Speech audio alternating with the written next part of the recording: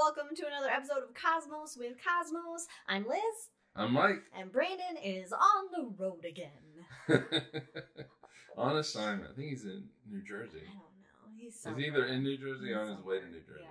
Anyway, this episode, we are talking about dark matter. Dark matter. What is it? It's weird. Fancy Physics Man is going to get super excited and nerded out during this episode, and I am here for it. I can't wait for it. There's so much to it. I know. And we don't know anything about it. I know, it's great. But first, follow us on all the things at Drinking Cosmos on Twitter and Cosmos with Cosmos everywhere else. Yeah. What you drinking? All right. Well, it's kind of. Oh, jeez. It's kind of pointless now. You can still see it. You can still see it. Oh, you can still. Oh, yeah. There it is. All right. So I am calling this. I actually have. I have a couple drinks, but this one is basically. I'm calling it the Vera Rubin. Oh. In honor of Vera Rubin, an elegant drink for somebody who should have won a Nobel Prize. It's an old fashioned. So to Vera Rubin. To Vera Rubin. Cheers. And dink. Smoke smells good. It makes me think of like Christmas. And I smoked it with holy crap, that's really good. The bourbon is a blackberry bourbon, and I smoked it with cherry wood. So I have purchased a smoker, and I just am really happy about using that. That has got some sweetness to it. Ooh, okay. That is all right. That beats my drink. My drink is All That Matters Is Dark, and it is basically what's called a grown-up lemonade. And I can't remember what's in it, but lemonade and things. Frozen dark cherries. It's got dark cherries in it. Dark cherries blended with lemonade and cherry vodka, and I think is that it? I think that might be it. I don't know. No. Oh yeah, some syrup in it. That's right. And you put it in a blender. You blend it up and pour it over ice. Mm-hmm. Refreshing. I was running making drinks, and then I got up here and forgot my iPad was not up here. Well, you relax while I go over the rules. Of course, we have some drinking rules, or I guess it's kind of a game, but drinking rules. If you hear some dogs, the dogs are with us on location in Bend, Oregon. So if you hear them barking, take a drink. Maybe if you hear a cat meow, add a little extra spice, because Winter is also with us in Bend, Oregon. The whole family goes. So take a drink as well, and then if we mention any Star Wars or Lord of the Ring references, also take a drink. Cheers. Cheers, but for now, black holes. Or no, wait, what are we doing? Dark matter. We'll eventually get there. We'll eventually get there. Dark matter. Hey, what the fuck is it? Okay, so that's kind of a loaded question, because we don't really know what is it. We know it's there. And so it'd be aliens. What? Aliens. Well, maybe. So dark matter is called dark because it doesn't really interact with the electromagnetic field. So what does that mean? That means that it does not emit light, so it doesn't radiate like stars. It doesn't reflect light. So not like planets. Planets reflect the light from stars, and moons do that as well. And it does not absorb any light. So it doesn't interact with light in any kind of way. The only way that it interacts that we can see with the universe is gravitationally. Oh. So in a nutshell, that's what it is. That's a really broad statement, It's just a gravitational interaction? That's... Yeah, pretty much. Pretty much. It's an essence of gravity? Yeah. For the most part. Gravitational essence. So I tell you what, why don't we just say what it isn't? Oh, okay. That seems like So a long list. All right. Well, most everything. I got four things on here. So we know that it's not stars or planets or moons or asteroids. Because we can see those. Because we can see those. They either are emitting light or reflecting light. that kind of thing. So we know it's not that. Mm-hmm. Which begs the age-old question: if the moon is reflecting starlight, how come a full moon doesn't turn vampires into ashes? Age-old question. Just put it out there. I think that is a beautiful hangover question. All right. I mean, I'm pretty sure the hangover is going to lead to some crazy stuff. So we know it's not that. We also know it's not dark clouds of normal matter. Okay. So like hydrogen, nebulae? helium clouds. Like dark nebulae? Yeah, so dark nebulae, that kind of thing. The reason why we know that is because these clouds can be detected because light passes through them and absorbs. Okay, yeah. And they absorb light. And that's why they're dark, is because they're actually just absorbing the light. Yeah. Now, in physics, there's kind of a little bit of a distinction when we say dark clouds. We're saying these clouds are made of things called baryons. And baryons are going to come up really kind of big. Can you make a berry on banana smoothie with them? I can tell you that berry banana smoothie is filled with baryons. Oh, okay. Trillions and gazillions and bazillions of them. Because baryons are just fancy physics words for saying protons and neutrons. These are objects that have 3 quarks in them. Okay. And these are objects that interact with the strong force. But you only need 1 Ferengi to make a quark. Too bad Star Trek's not on the drinking. You know what? I'm gonna take a drink of that. Take a drink of that one. That was actually. I'm pretty proud of that one. That's worth it.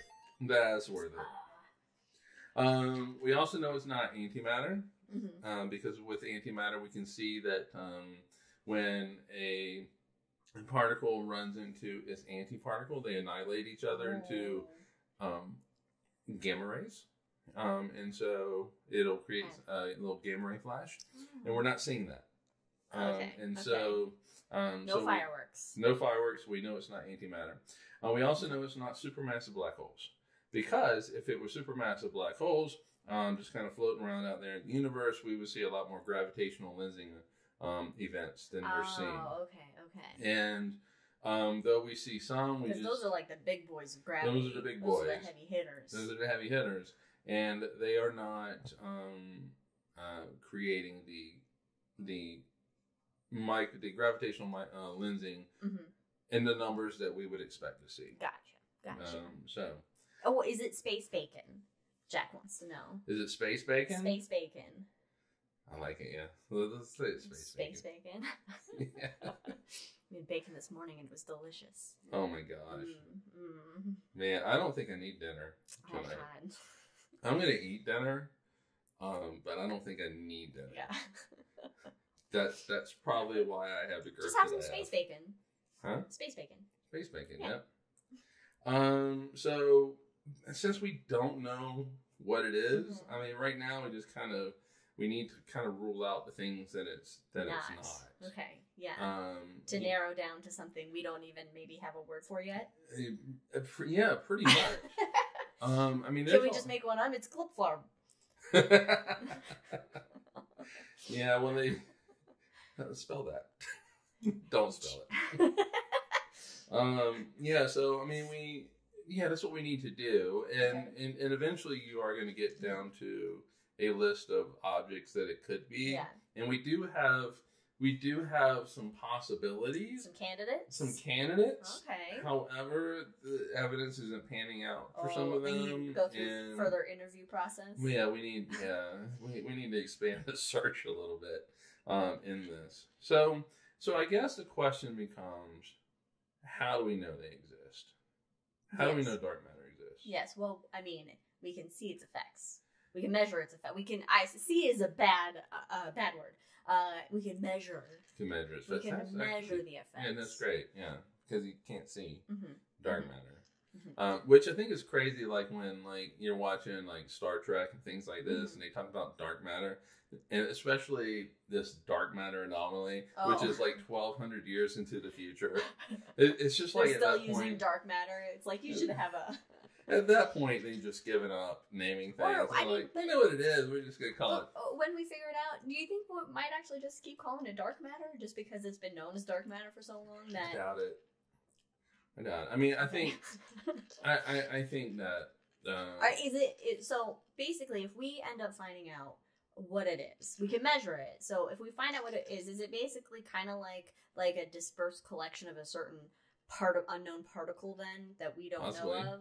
So it would just be like, we would call it whatever particle. Yeah, I mean, possibly. I mean, particles. They are looking for particles. What are the candidates? All right. Well, let me move on down to my list here.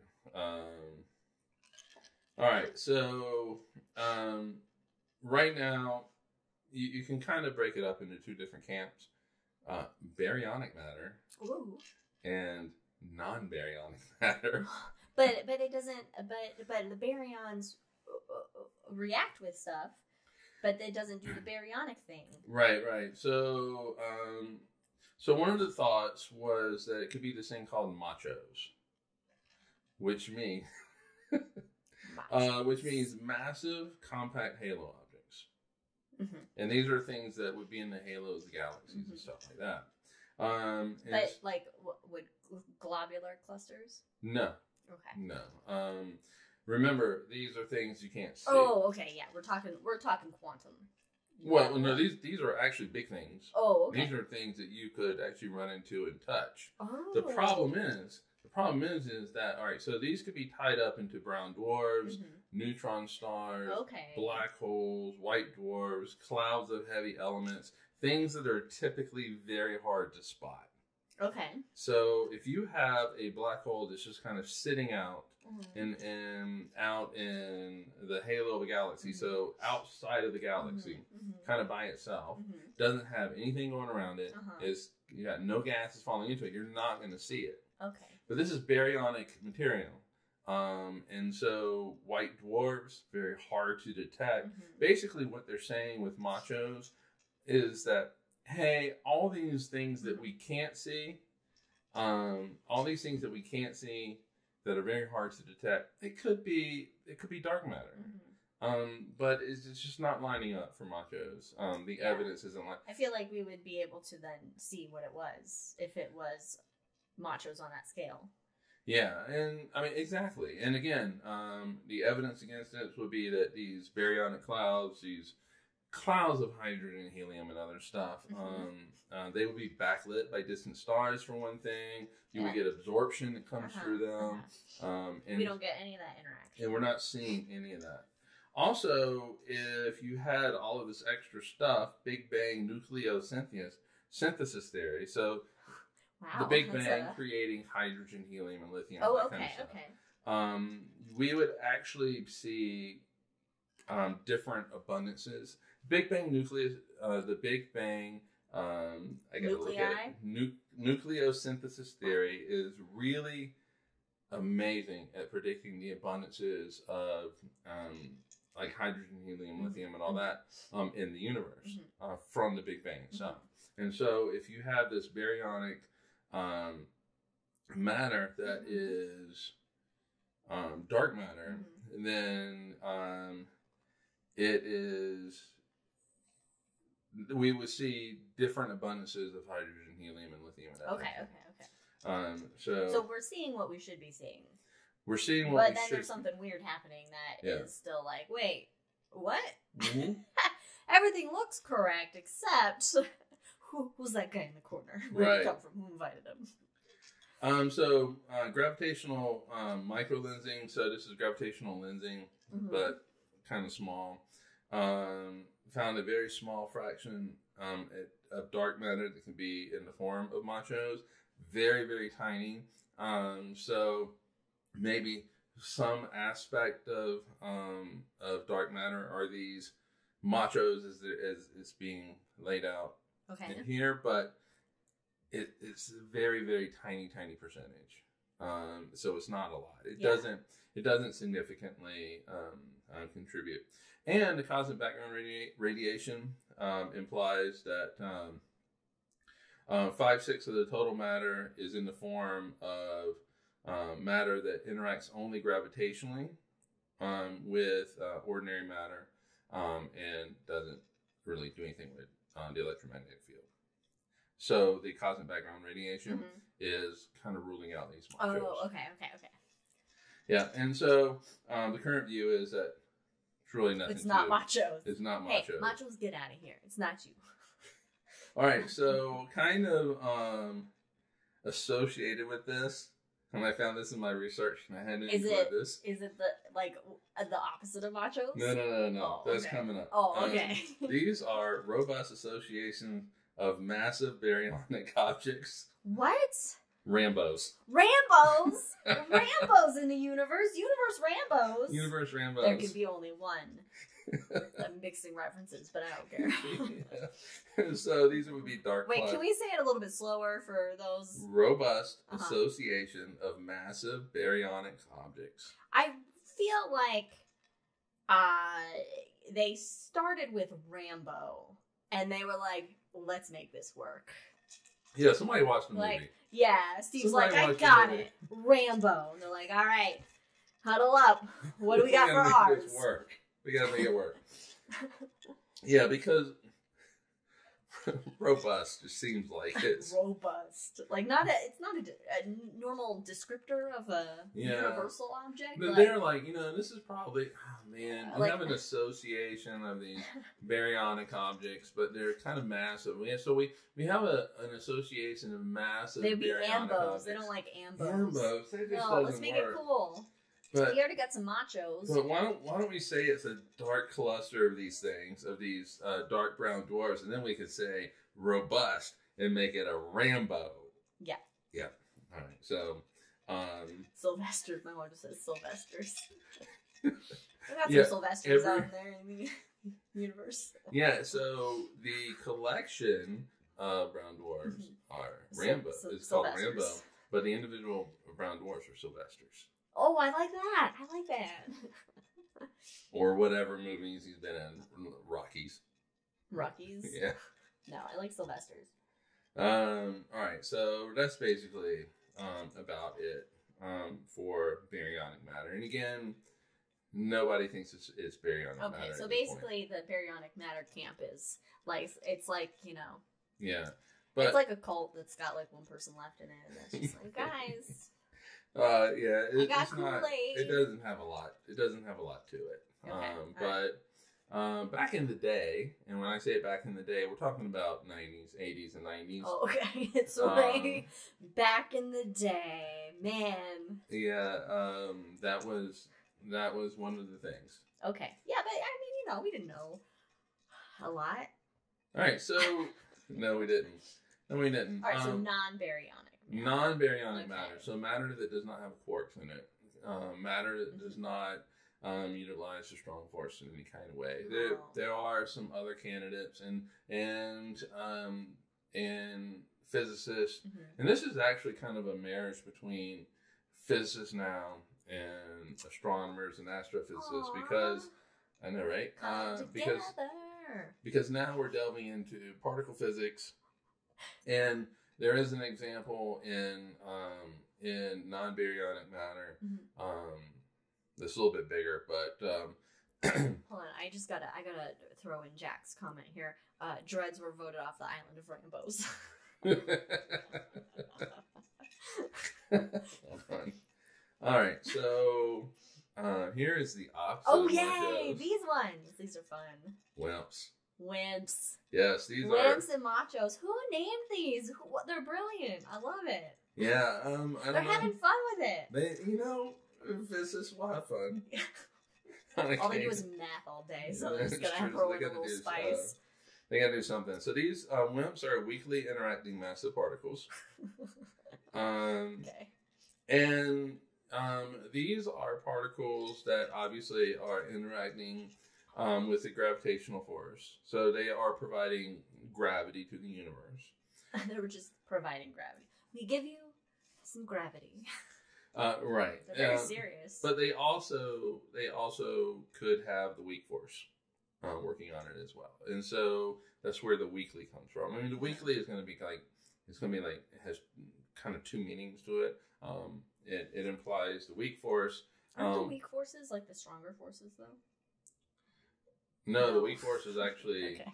So I thought there was like I thought it was like opposite. Like it was... No, in particle physics, the weak force is responsible for radioactive decay. Oh, okay. And that's pretty strong. Ask Chernobyl. Right, but what they had discovered first was the strong force, which actually is the strongest force in the universe. Okay. It's just it operates on a very small scale. Strong bad force. Yeah. And so it's what keeps atoms together. Well, it actually keeps the nucleus together, I should say. Okay. And it limits the size of a nucleus. So you couldn't have a nucleus that has 1,000 protons and neutrons. Okay. So it's a little regulatory component. Yeah. Okay.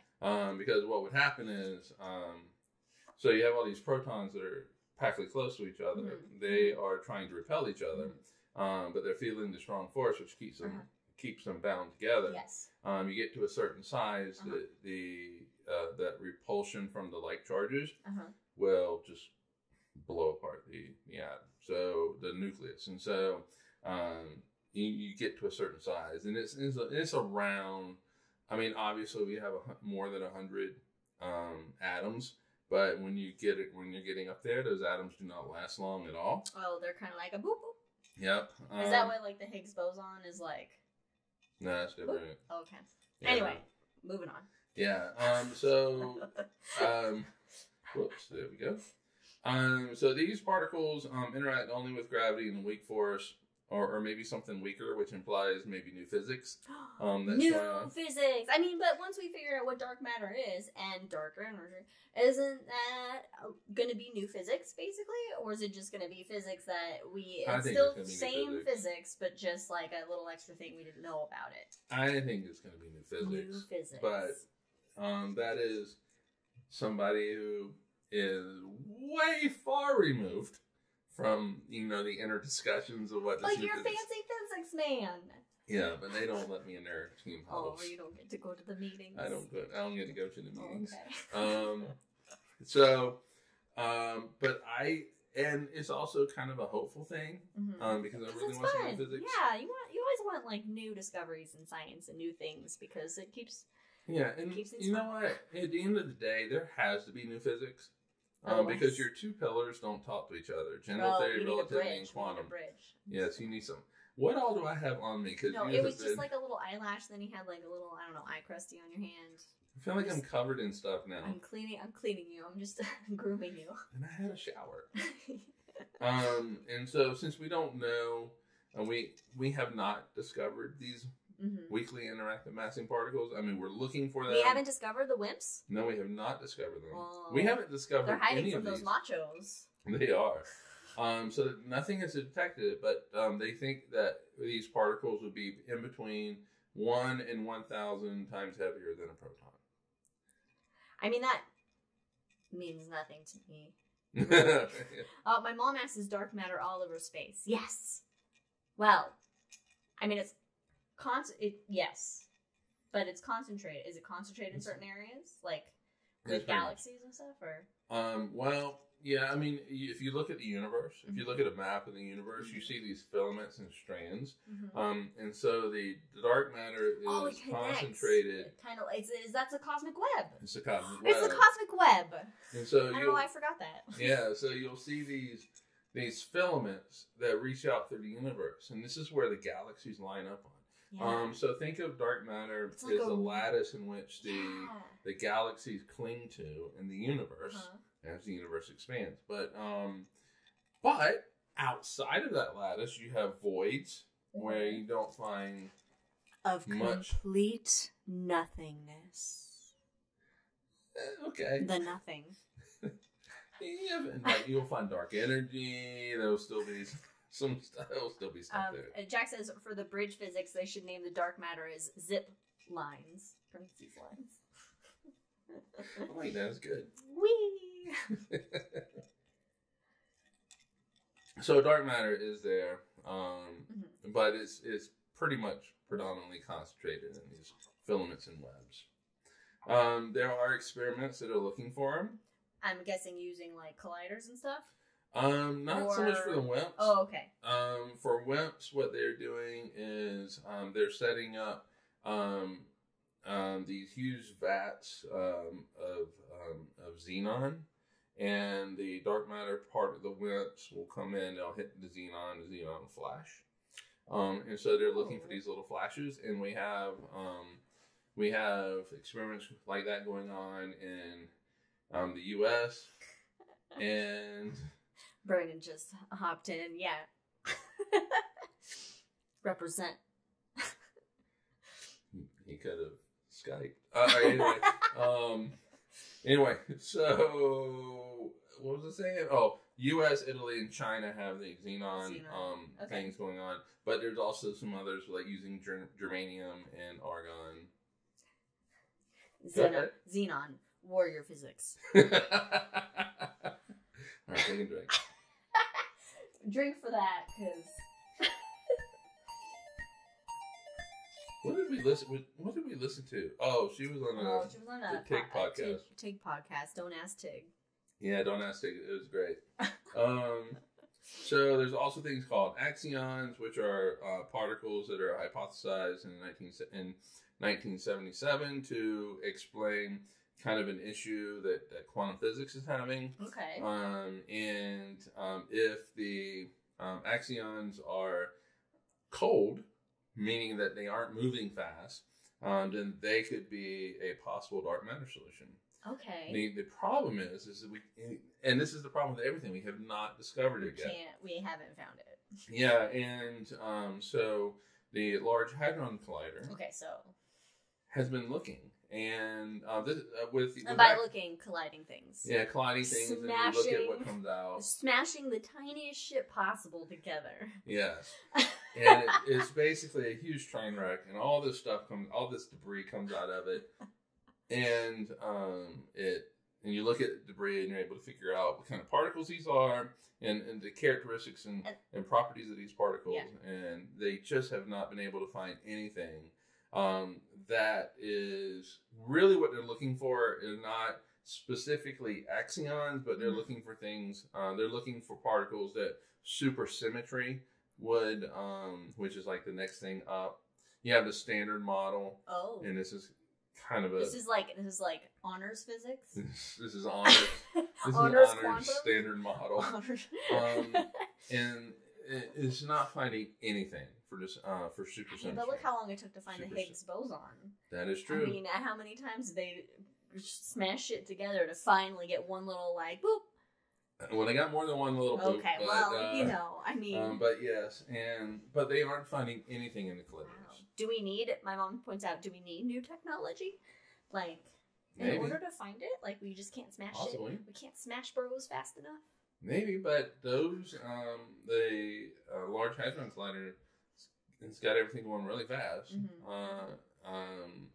And so, I mean, sure, we could always use more energy. And to collide these things and see what comes out, and maybe, but the higher the energy is going to imply these axions or higher mass. There's nothing wrong with that. Yeah. Okay. But no mass shaming particles here. Another potential non-baryonic thing are called sterile neutrinos. Oh no! Can't have a little baby neutrino. Oh, that's sad. These are hypothetical. So these are just maybe. Yeah, no, we haven't seen any evidence of these either. Okay. These would interact only via gravity, and not of any of the other forces of the Standard Model. Interesting. And again, and sometimes these are called right-handed neutrinos. I can't remember why. Because they're shady, like right-handers. All the what they call active neutrinos, so regular neutrinos, or left-handed. Yeah. And I can't remember what the left and right-handed mean with neutrinos, but these are sometimes called right-handed neutrinos. Okay. That would be a weird thing to explain to an alien species that doesn't have hands. Yeah, I know, right? How do you do that? Yes, if you're talking to the dark matter anomaly, how do you do that? So their masses have yet to be determined. They don't even know how to figure out the mass. Do the experiment to find them. Right. Wow. And okay. so this is, well, I mean, the 2018 mini boom experiment showed potential evidence that there was, but then 3 years later they didn't find it again. They didn't find it. Oh, wow. You need multiple data points, so. You do need multiple data points. One data point doesn't mean anything, because that could be That's like an error. The one data point that life exists in the universe. It could be an error. I gotta tell you, the way things are going, it's an error. It's a complete error. I didn't know you were going to say error when I started my... The world is... But I'm sticking with it. Yeah, and no, I'm with you. I'm with you. Have you seen the news lately? No, let's not. It doesn't get better. The two big news items of the week are just fucked up. Yeah. Completely. All right, so, and then finally something that would be non-baryonic matter, but is not on the micro scale, are primordial black holes. Ooh, primordial black holes. So like ancient, old. Yeah, these black holes. And these are hypothetical. So we don't have any evidence of them yet. But again, wouldn't the gravitational lensing?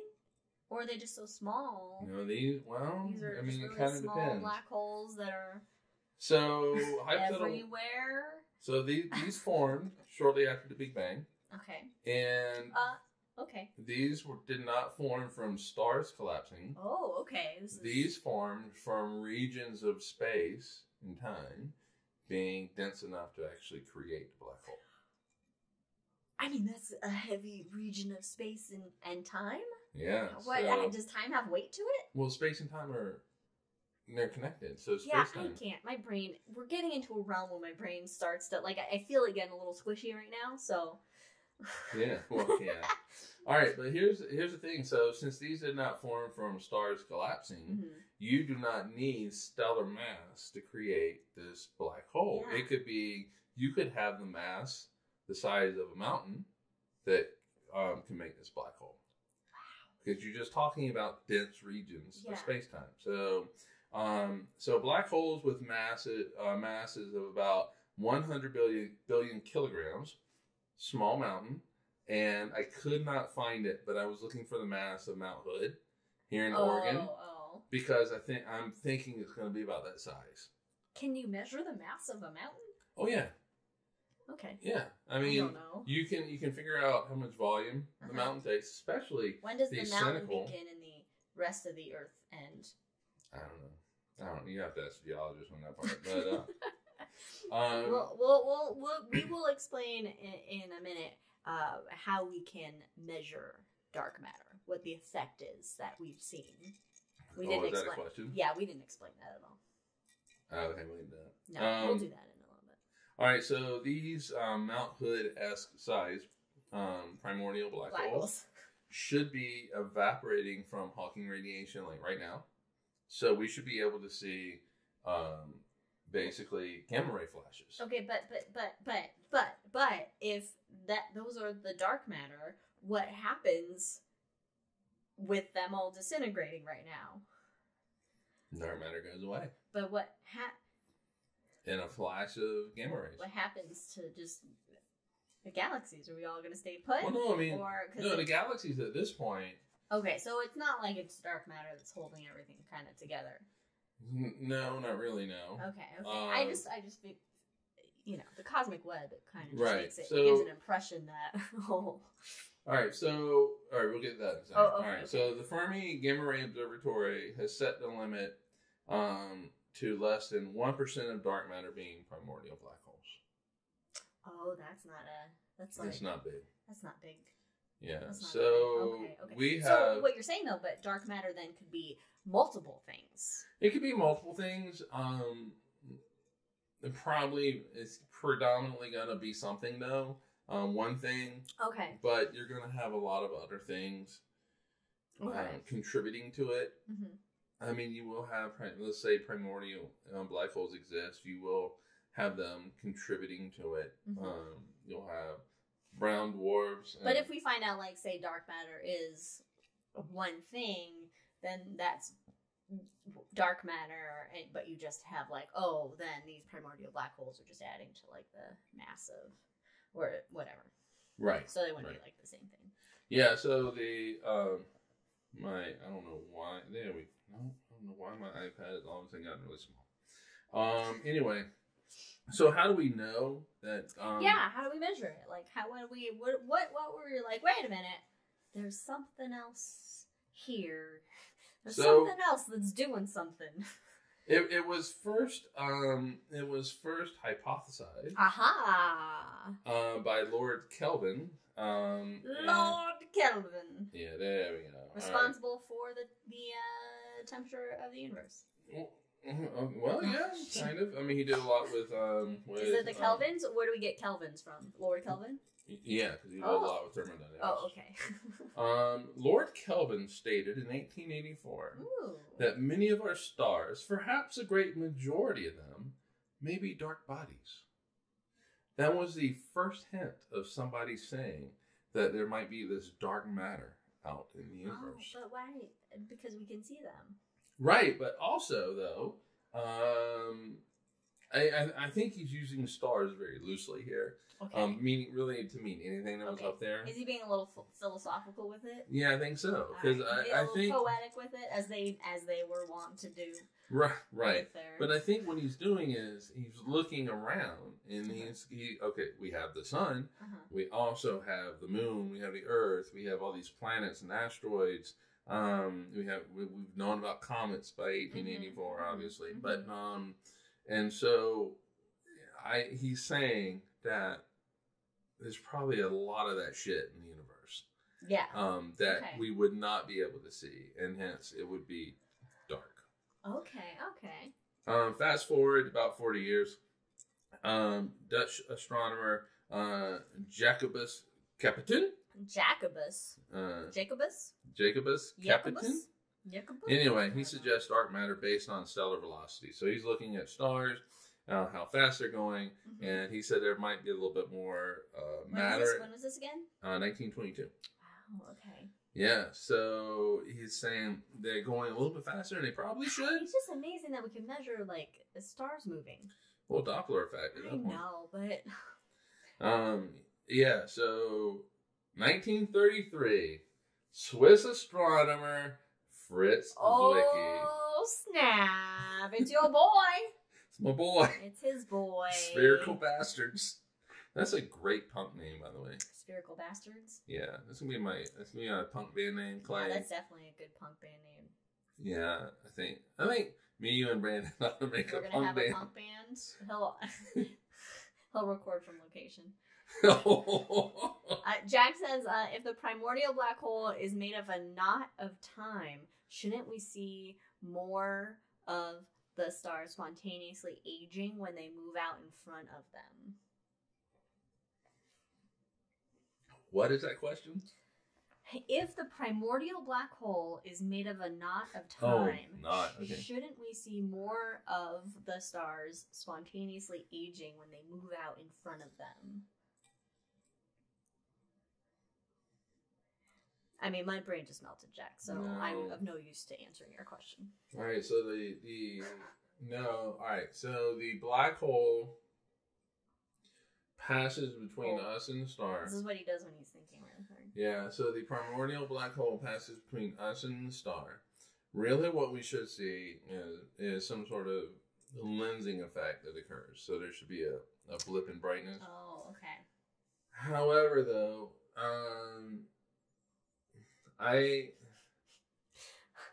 my thought is no, because time is going the same rate for us. It's not.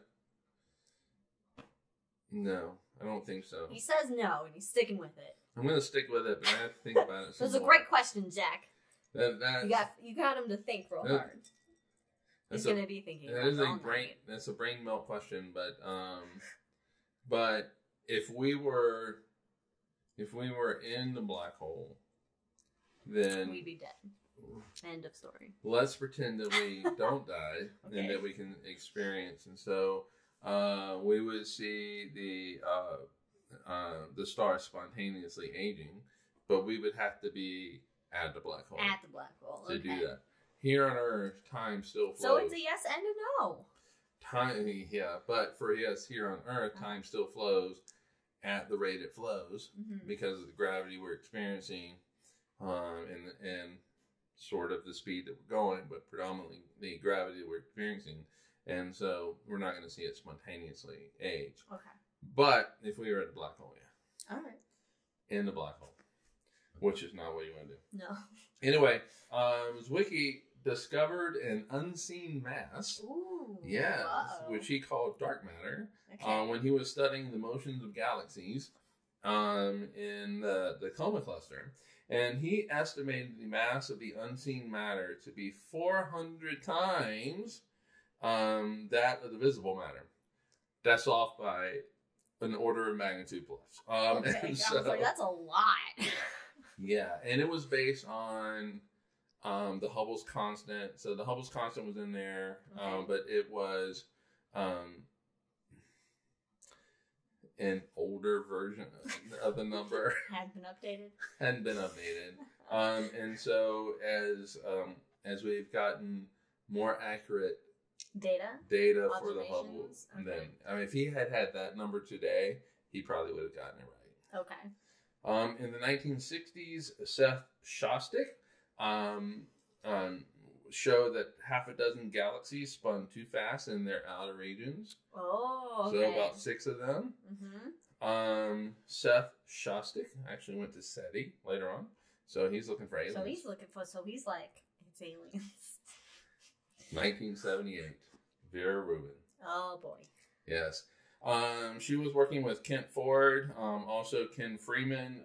They used a more powerful spectrograph to get the velocities of these stars. Check out our shots episode on spectroscopy. Yep.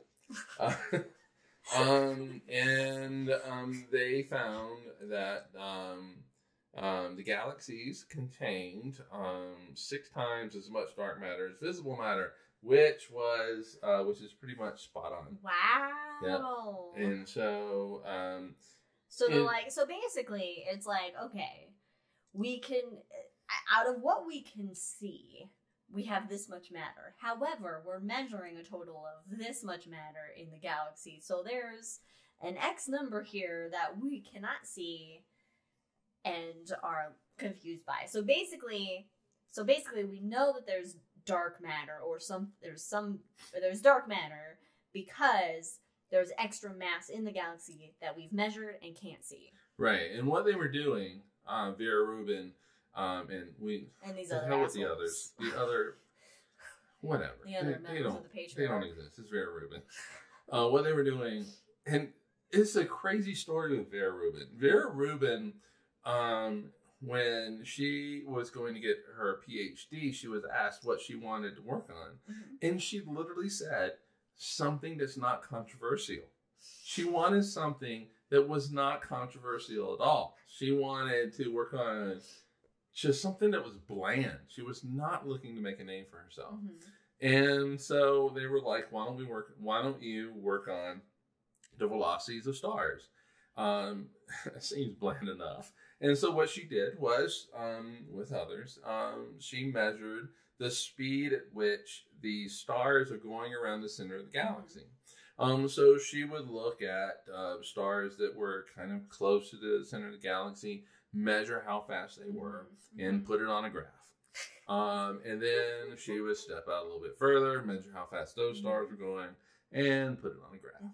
And what she was expecting to see, and in fact what everybody was expecting to see, was that the galaxy, the stars in their motions around the center of the galaxy, would mimic how the planets revolve around the sun.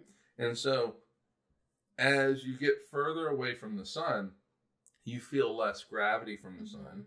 And so you don't need as much speed to actually orbit the sun. So isn't in that well, at least that law of planetary motion by Kepler's second law. It's not about speed though, it's about time. The time it takes for a planet to orbit the sun. Right, and so that time slows down. Yeah. The further out you get, or it takes longer. The further out you get.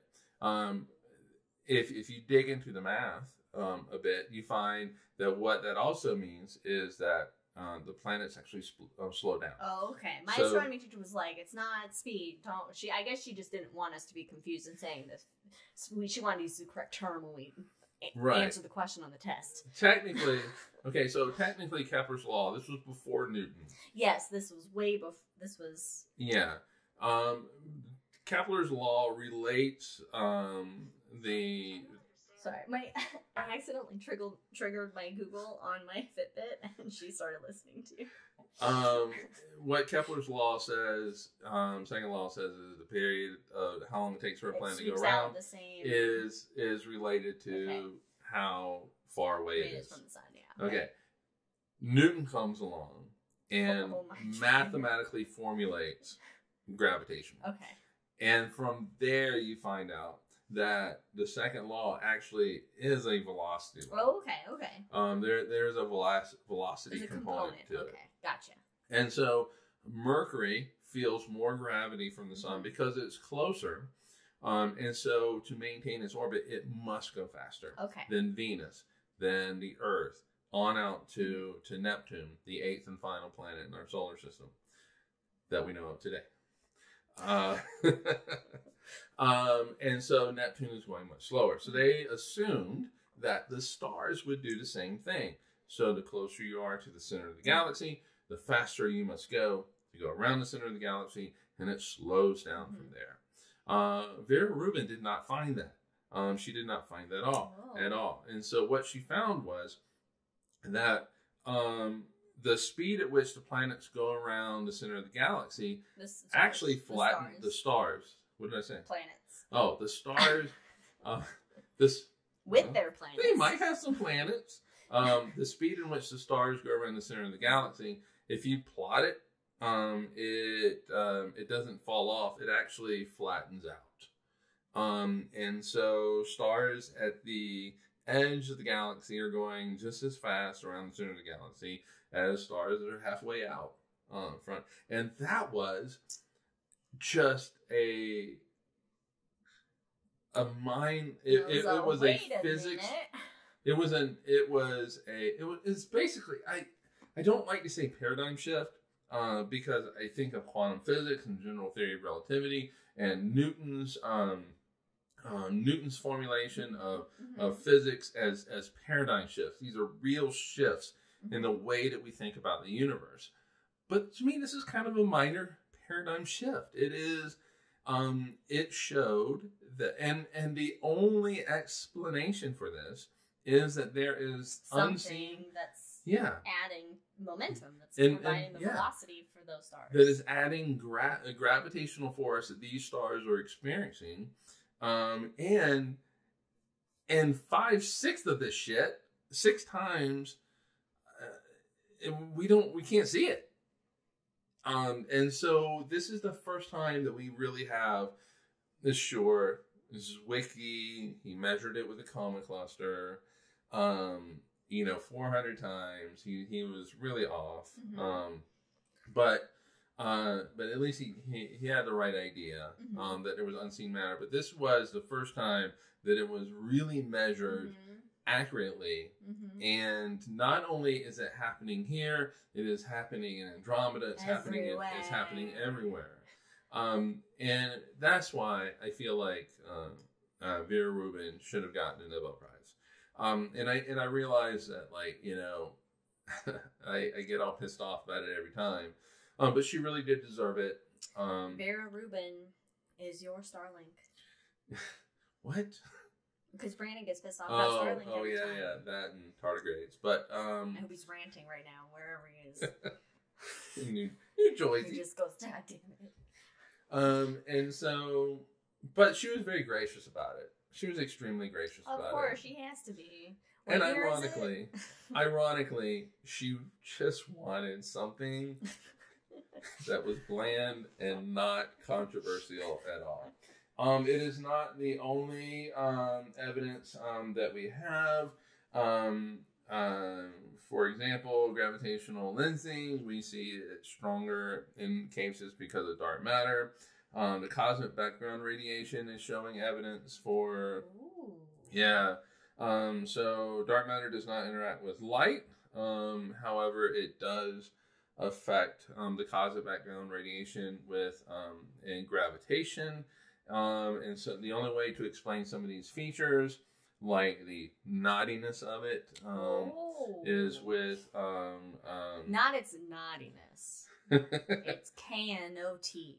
Yeah, with the the only way you can explain is with present dark matter. The formation of galaxies. So the early universe was dominated by radiation. In an ordinary matter-only universe, that radiation would prevent any density perturbation, these knots of mass, from forming until much later in the history of the universe. That soon after the Big Bang, right? And so if we look at the universe today, if it was a matter only universe, then it wouldn't have the structure that it has. Universe. Right. It's the ordinary matter, that baryonic matter. We're open to all kinds of matter in this universe. Except Florida. Well, and Texas. Well, the whole South. So don't say dark matter in Florida. My dark. Never mind. That was bad. I'm not going to say what I was going to say. So the gravitational pull of black matter shows the stars going around the sun. My mom asked. No, it shows black matter, dark matter, Mom. No, it shows that the stars going around the center of the galaxy are going around at the same velocity as stars closer to the center of the galaxy, when they should slow down based on like the physics of our solar system and what we have found mathematically using our solar system. When we do that on galactic scales with stars orbiting the center of the galaxy, we find that there's a constant velocity there, whereas there shouldn't be. Stars further out should be orbiting slower, but they're not, and so dark matter is adding that gravity that keeps them moving at that constant velocity. Yeah, so basically stars far out are going much faster than they should be. Going too fast. Going too fast. You slow down. Something's pushing them. Something's like, hey, let me take you around. Right. Give you hands. So if there is dark matter in the universe, then that dark matter is not affected by the radiation in the early universe. And so it's able to kind of clump together and start building those galaxies. So it could be responsible basically for galaxy formation in the first place. And so it actually kind of speeds up the evolution of the universe that we see. Because if it can clump together, then that means that its gravity is pulling other stuff to come together, all that other physical matter or whatever together to then form the stars and eventually galaxies. Yeah, so we can't look at the universe today and describe it with only ordinary matter. It doesn't work. It doesn't work. You need something mysterious. You need a little extra oomph in there. A little spice. A little hidden flavor. Technically, a lot of oomph. Secret ingredient. A lot of oomph. It's like the secret sauce of the universe. Oh, okay. So that's a reference that nobody's going to get except for my me. Family. Yeah, pretty much. So her dad makes this incredible sauce called secret sauce, and it's really good. It's really good. So they know it's there, Mom, because they can measure the velocity of the stars, and the stars are going faster than they should be, and so that tells them that. I know I keep kicking this. Yeah, it's fine. It's got so they're measuring the speed of the stars the same way that the cops are measuring you speeding through Bend, Oregon. My mom doesn't speed. I know. I do. Measuring her and me, I do speed, but so they're using the Doppler effect to measure the speed of these stars. The same way that cops use it. And they're too. going, "Wow, woo!" Yeah, woo, pretty much. woo. And there's the damn thing they do about it. But when you look at a map of the universe, like we discussed earlier, you can actually see where the dark matter is as those filaments and strands. Yeah, you can kind of. As the cosmic. I mean, web. you can't see the dark matter itself. No. And other evidence is that when we look at galactic clusters, the galaxies are moving a little bit faster than they should be based on the visible matter that we can see.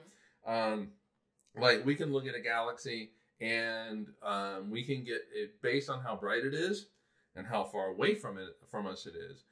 We can get a really good idea of how much visible matter is in that galaxy. And so when you do that for example, with Fritz Wiki, when you do that with all of the galaxies in the Coma cluster, you look at each galaxy, you see how bright it is, you have an idea of how far away it is from us. With the Hubble constant, that's where the error comes into effect. You're able to figure out how much mass is in that galaxy. You add that up for each one, and then you look at their speed, and they're going too fast based on, but also you might actually have, that's a single cluster of galaxies, but galaxies like to run into each other. But guess what? Clusters also like to run into each other. So you'll have galactic clusters that hit each other. And there's one called the Bullet cluster. Ooh. Well, it's actually two clusters that are colliding with each other. Oh, that's fun. The visible center of mass is not in the same location as the actual center of mass, which everything is rotating around. Oh. And so and in fact, the disk is very far from each other, which implies that there is a lot of unseen dark matter there's a collection there. That center of mass over. Wow. Yeah. So we have a lot of evidence. We just don't know what the hell it is. Yeah. Jack says that Karen, my mother, would never speed. She is chauffeured around while drinking Earl Grey in the back. Hot. Yes. That would be her dream. I want to go back to the day I was born. Oh, okay. July 18th, 1969. Myrtle Beach, South Carolina. Myrtle Beach Oh, Air that Force. might be too much information to give away. We don't want anyone stealing your identity. Don't say the hospital. Myrtle Beach, South Carolina. I think I almost said it. It doesn't matter. Anyway, if you would have asked an astronomer, what is the composition of the universe? Hydrogen, helium, a smattering of lithium. And that's it. So they would have basically said 75% hydrogen, 24% helium, 1% pretty much everything else. And all of this shit we can see. We can see everything in the universe. We have the potential of seeing everything in the universe. Wrong. Fast forward to today. Wrong. What is today? Today is March 27th. 2022. I'm going to say 2021. I had some issues in one episode. Yeah, all right. The universe is made up of 68% dark energy, which we have no idea what the fuck that is. That's a lot. 27% dark matter, which we have no idea what the fuck that is. Don't get us started. That dark energy is another episode. Yeah. And only 5% visible matter. So basically, the majority of the universe is made up of shit we can't see. We don't know what the hell it is. Exactly. And let's hope to Zeus or whatever that it is not the Borg.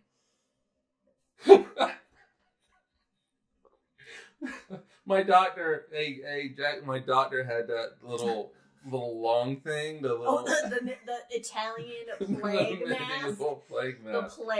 That was my doctor when I was born. It really wasn't a hospital they should at all. bring back the plague mask now. That'd be fitting. That would be. I mean, think about that for a minute. 5%. I mean, when you look out into the world, from here in Bend, Oregon, at your parents' house. So you're seeing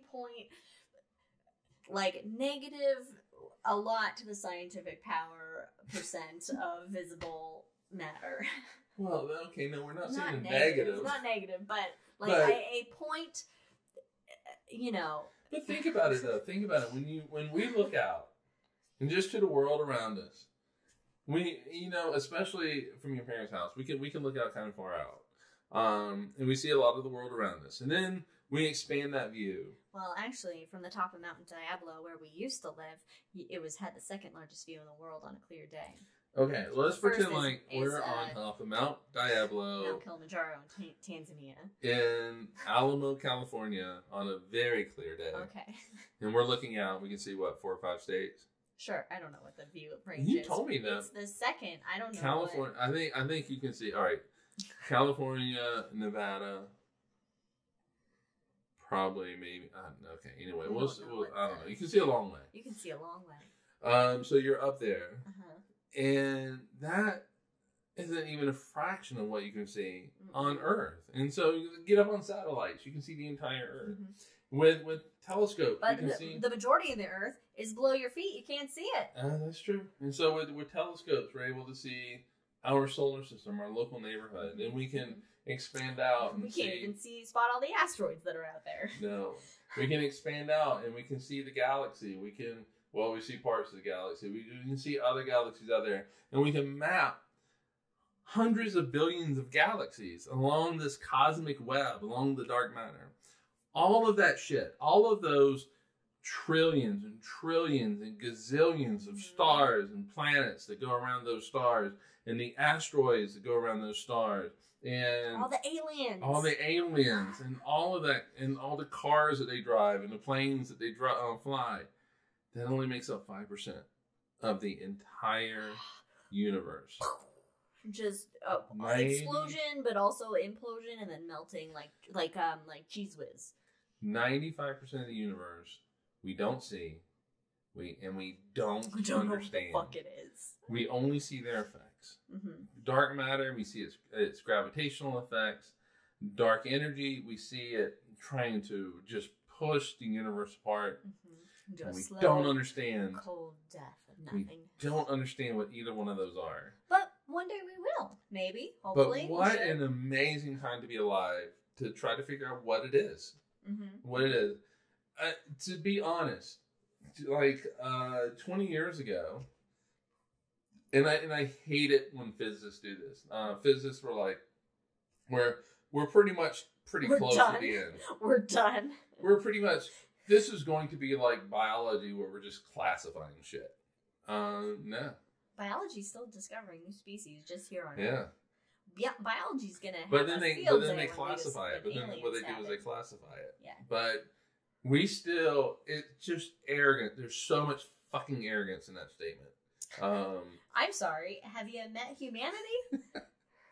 We do not. Our species is 95% arrogance. Yes, that's true. That's true. We have not been able to unify 2 pillars of physics, and 95% of the universe is just unknown right now. And so we have a long way to go. And that's dark matter, everybody. And guess what? When we come back, we have a special guest. On The Hangover. On The Hangover, we have a special guest. But thanks for listening. Follow us on all the things at Drinking Cosmos on Twitter, Cosmos with Cosmos everywhere else. Check out our new short, bite-sized bits of science. Shots of Science, the shots, coming out every other Wednesday on YouTube and where you get your podcasts. So it's a lot of fun making those. Follow us on all the things. On all the things, and we'll see you in next 2 weeks. Time. Cheers, everybody. We'll see ya.